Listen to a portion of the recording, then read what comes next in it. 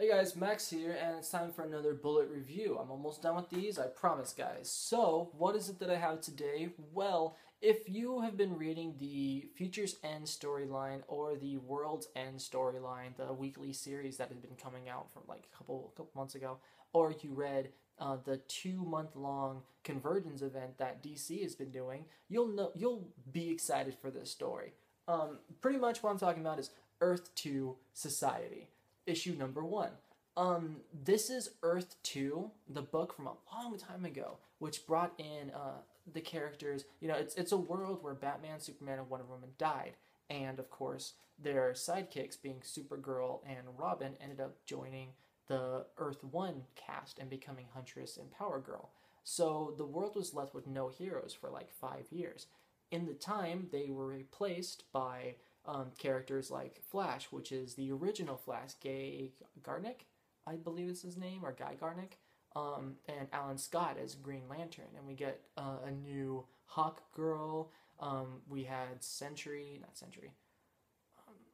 we had Dr. Fate. We have a bunch of awesome characters that are like really the Earth 2 or Golden Age characters being brought in this new world.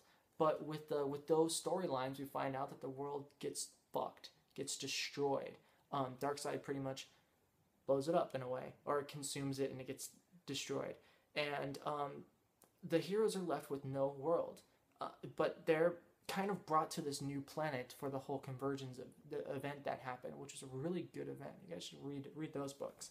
So at the end of that, pretty much a new world has been made for them. And that's the reason why this planet is called Earth 2, which is really fucking clever. Because we call this Earth 2 because it's a alternate version of Earth. There's Earth 1, Earth 2, Earth 3, and then obviously the multiverse has their own Earths. Earth 1 being our main universe, Earth 2 is the alternate Golden Age, and Earth 3 being like the evil version of the main universe. But now the characters in this story call their Earth Earth 2 because it is their second Earth. So I thought that was really clever how they did that. And we get other things in the story where like the planet is in a binary star system with one yellow sun and one red sun. So all our Superman and Power Girl characters, they can only have their powers during a certain part of the day, because as soon as the red sun comes up, they become pretty much normal human beings. So I thought this is amazing. This was really cool concept, really cool idea. Now, what does the book give us? The book is pretty much what they stated is doing like a Lost premise of doing things, where they jump from present and past. So we get what's going on now and what was going on, I think it's like a year in time.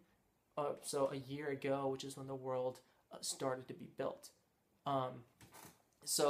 This book is pretty much focusing on the new Batman, who is Dick Grayson, which last time we saw, he had lost the ability to use his legs. But as we're seeing the past and the present, he is the new Batman, which is really, it's really weird because they don't show how it is he gets his legs back, but he obviously does, because you can't be Batman without your legs. It's just true. And it's a really cool jump to the story. It's a different shift, and it brings it as a new way of telling everything. And this isn't the Justice League. The reason why it's called Society is because they're pretty much creating the Justice Society. So I'm super excited to see how this book continues, because I love alternate Justice League books, just like I love alternate Avengers books. And I love the story, the characters they have in here.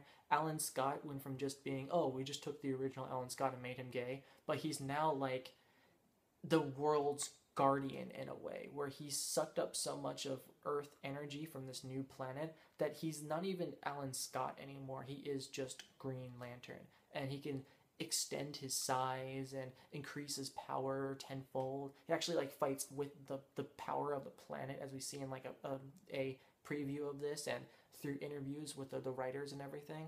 I can't wait to see how they tell this story. Seeing all the characters that we think we know about, but they've changed them just slightly for this new alternate version of them. It's amazing. I can't wait. This is fantastic. So what do I give for this book? this is a 4.5 out of 5. Now, I only say that because I'm super into books like this. You might not. If you're thinking this is a Justice League book or an original Justice Society book, it's not. This is a completely new, completely different aspect on everything. So if you're not into that, if you don't like a black Superman because you're some kind of racist or something, you know, you might not be into this. But this is just fantastic. I do want to say one thing. If you look right there, that's a new character. That's a new Wonder Woman. That's a new Amazonian person. We're not introduced to this character in this book, so don't get fooled. But I think this is a teaser to what's going to happen. I mean, usually the first issue, this page, is used for the trade paperback. So we're probably going to get introduced in this character in the next 4 issues. Just saying.